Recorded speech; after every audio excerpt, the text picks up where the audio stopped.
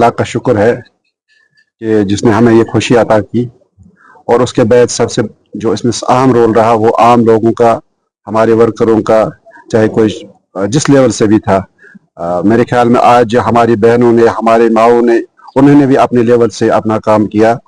और जो आज हमें ये अल्लाह ने ये कामयाबी दी, तो हम उम्मीद रखते हैं कि ये अल्लाह के फजल और करम से ये हमारे लिए खुश आइंदा होगी, हमारी तरक्की के लिए ठीक रहेगी।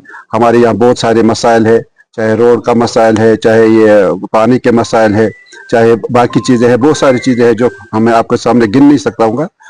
लेकिन अल्लाह का फजल है और अल्लाह का करम एहसान से उम्मीद है कि वो हम मामलात हल होंगे। और जो उम्मीदें लोगों की है तो इंशाल्लाह वो पूरी हो जाएंगे।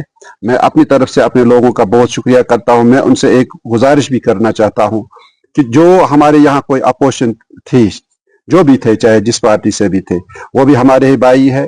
हमें उनको मिलजुल के, उनको साथ में मिला के हमें आगे चलना है। सियासत सिर्फ ख्यालतों की लड़ाई होती है, ये कोई जाती लड़ाई नहीं होती है।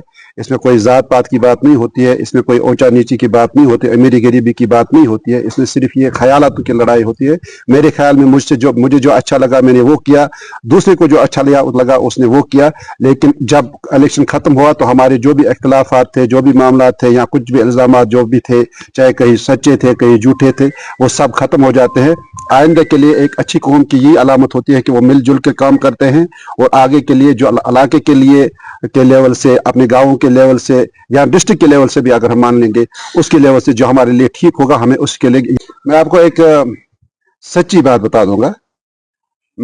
जब हम कल इलेक्शन बूथ में थे, जिस वक्त काउंटिंग बूथ से हम निकले, तो जश्न का माहौल था। लोग बहुत जोग निकले थे, औरतें निकली थी, बहनें हमारी निकली थी, तो बच्चे निकले थे। तो हर घर से, मेरे ख्याल में पूरे जितने भी घरों में थे वो सब बाहर निकले थे। तो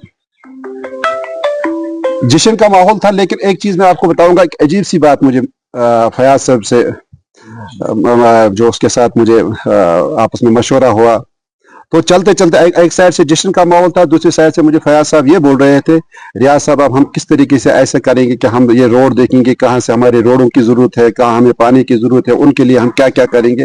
हालांकि एक जश्न के माहौल में इंसान को ये जहन में नहीं रहता है कि मुझे क्या आगे करना है।